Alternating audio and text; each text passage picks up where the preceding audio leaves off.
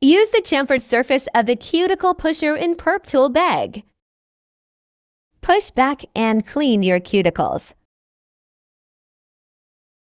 Choose the finer side of the nail file and gently buff the nail surface vertically until non-reflective.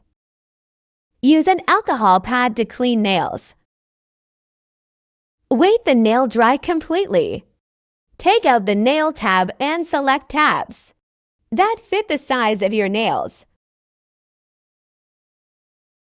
Take the tab and apply it to the nail.